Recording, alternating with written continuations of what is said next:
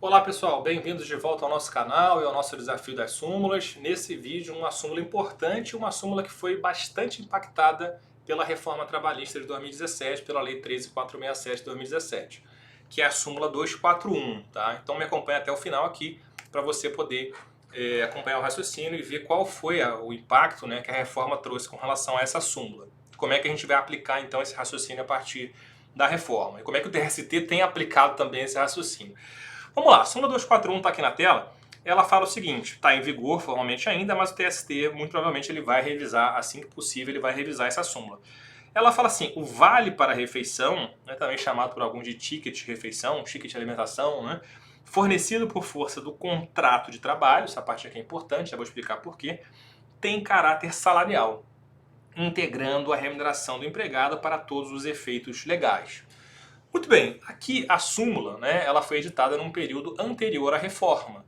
E antes da reforma, a gente aplicava pura e simplesmente a redação do artigo 458, que está aqui na tela, né, que está aqui na tela e se aplica ainda. Esse artigo não foi modificado pela reforma.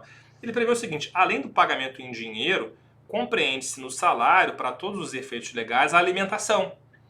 E aí, o TST, interpretando isso daqui, ele falou o seguinte: olha, não só a alimentação fornecida in natura,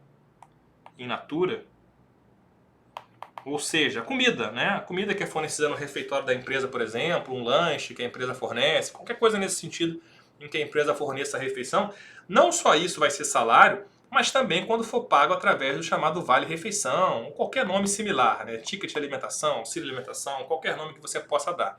A natureza é a mesma, seria aquela... Antigamente você tinha a figura até de um ticketzinho, porque por isso que o nome é ticket, né? Era um papelzinho que vinha lá com valor, né, para alimentação. E aquele valor podia ser gasto pelo trabalhador em restaurantes, em mercados. Eles chegavam com aquele papelzinho e tinha um valor como se fosse de dinheiro. Né? O mercado recebia aquilo dali e conseguia pagar. Com o passar do tempo, claro, né, principalmente a partir dos anos 2000, né, anos 90, anos 2000, isso começou a ser substituído aí pelo cartão magnético. Né? Então passou a existir um cartão alimentação, né? Um cartão de vale-refeição, um cartão de vale-alimentação, de auxílio-alimentação, como queira chamar, tá? Mas a natureza era a mesma, era uma contraprestação ali. E o TST falou, olha, esse valor, quando fosse fornecido por força do contrato, ele seria salário, ele seria um plus, ele seria um valor que se agregaria sim ao salário. Não é um salário pago em dinheiro, mas é um salário pago através de uma utilidade. Né? No caso aqui, a utilidade alimentação. Então, verba salarial.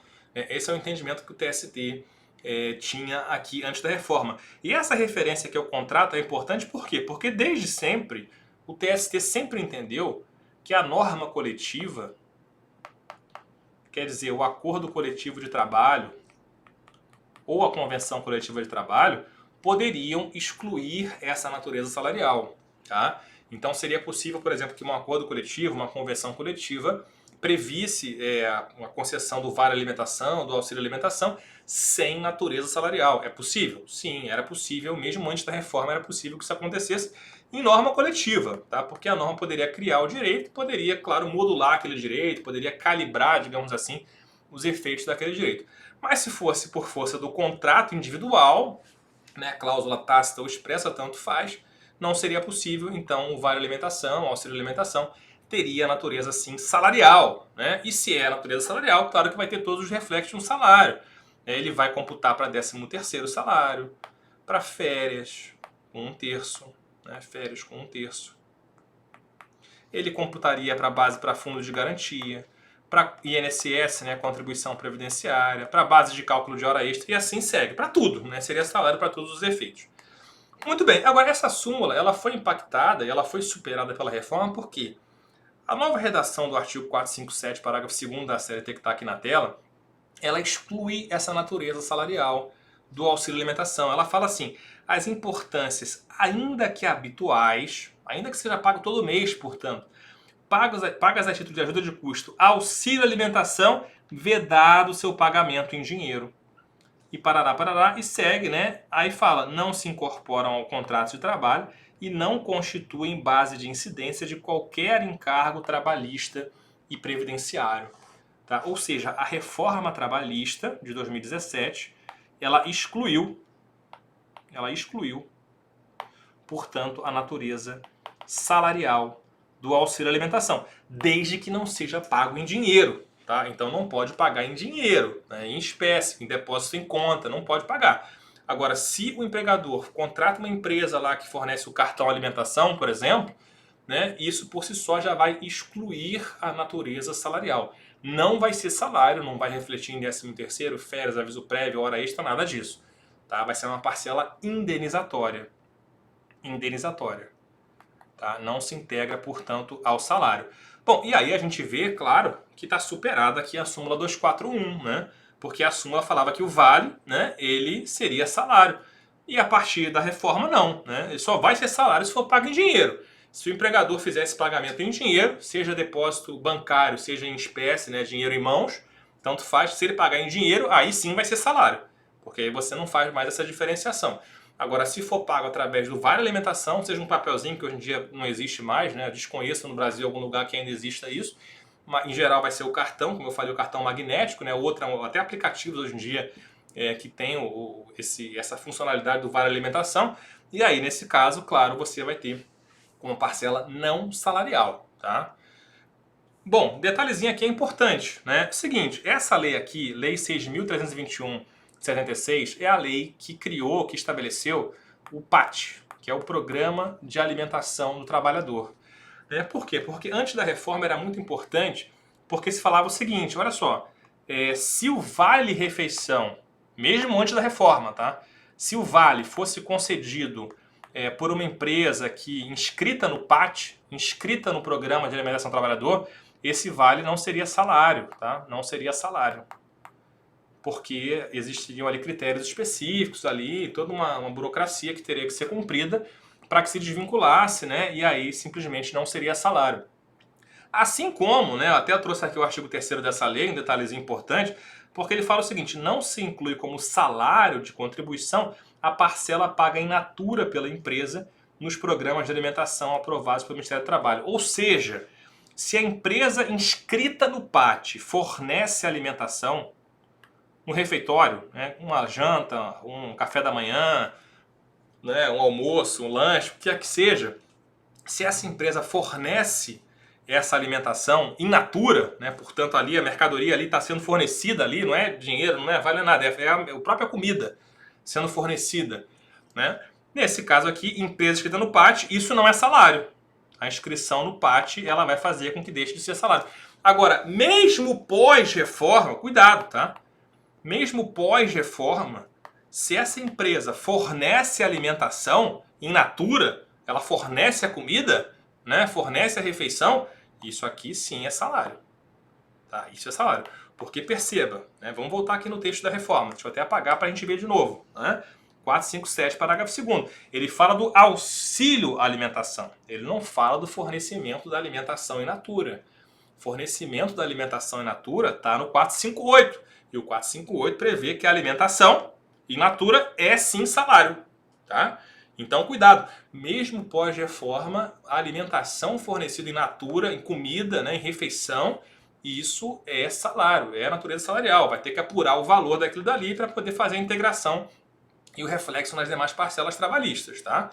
É diferente se a empresa só forneceu o auxílio, o cartão magnético lá do Vale Alimentação, que vai ter uma empresa especializada ali, a gente conhece que existem, sabe que existem várias, uma empresa especializada que fornece o Vale Alimentação, beleza. Né? Aí nesse caso aqui é que não vai ter natureza salarial pós-reforma. Tá? Muito cuidado com esse pequeno grande detalhe. Com relação a essa questão do Vale Alimentação, teve uma lei que faltou um número, né? Salvo engano é 4.422 de 2022, que traça alguns critérios, né? Critérios até tributários também, e também critérios desse contrato. Né? Porque perceba, o empregador ele vai ter que firmar um contrato empresarial, claro, com essa empresa do Vale Alimentação, né? Essa empresa que fornece esse tal desse cartão magnético, né? E aí existem critérios, né? Assim, o empregador não pode receber um deságio, não pode cobrar deságio, né? Tem critérios tributários também, né? Que não interessam muito aqui para nós, tá? Para nós aqui na área trabalhista, a nossa preocupação é saber se for fornecido um auxílio alimentação, desde que não seja pago em dinheiro, isso não vai ser salário, tá? Isso vai ser uma parcela indenizatória. Eu trouxe também aqui para a gente fechar 2 julgados do TST, né, com relação à natureza salarial do auxílio alimentação ou não, E aqui são julgados, né, por mais que o julgado seja recente, né, os fatos aqui são fatos anteriores à reforma. Aqui é uma situação bem conhecida na Justiça do Trabalho, que é o Vale Refeição, Vale Alimentação dos Correios, Empresa Brasileira de Correios e Telégrafos. E aqui, qual é a situação? Participação do empregado no custeio, né? E aí diz aqui o acórdão, o fato de haver desconto no salário do empregado com o objetivo de custear o fornecimento do vale-refeição afasta a natureza salarial e a sua integração em outras verbas. Ou seja, o TST fala o seguinte, pré-reforma, tá? Antes da reforma de 2017, o TST fala, se o empregado custeia esse vale, se é feito um desconto para poder fornecer esse vale alimentação, né, nesse caso aqui não vai ser salário. Tá? Nesse caso aqui, o vale alimentação não seria salarial. Tá? Ainda que fosse um percentual pequeno, trouxe um outro julgado mais antigo aqui, mas é o mesmo raciocínio, né? Ainda que fosse um percentual aqui de 2% só da participação do empregado nesse vale alimentação, ainda assim o TST entendia, né, que aqui você não tem, não teria a natureza salarial desse auxílio alimentação, porque haveria um desconto, né? Mais uma vez aqui, o desconto, portanto, retirando a natureza salarial do vale alimentação. Isso aqui era importante, claro, num cenário pré-reforma, tá? Porque no cenário pós-reforma, portanto, para os fatos acontecidos pós-reforma, né, e para os contratos também, né, porque a visão que o TST vem aplicando é que a reforma trabalhista não se aplica para os contratos anteriormente firmados, né, os contratos anteriores, né, o TST vem entendendo assim, esse é um tema que a gente vai abordar futuramente aí em outro vídeo, mas o TST ele vem nesse sentido.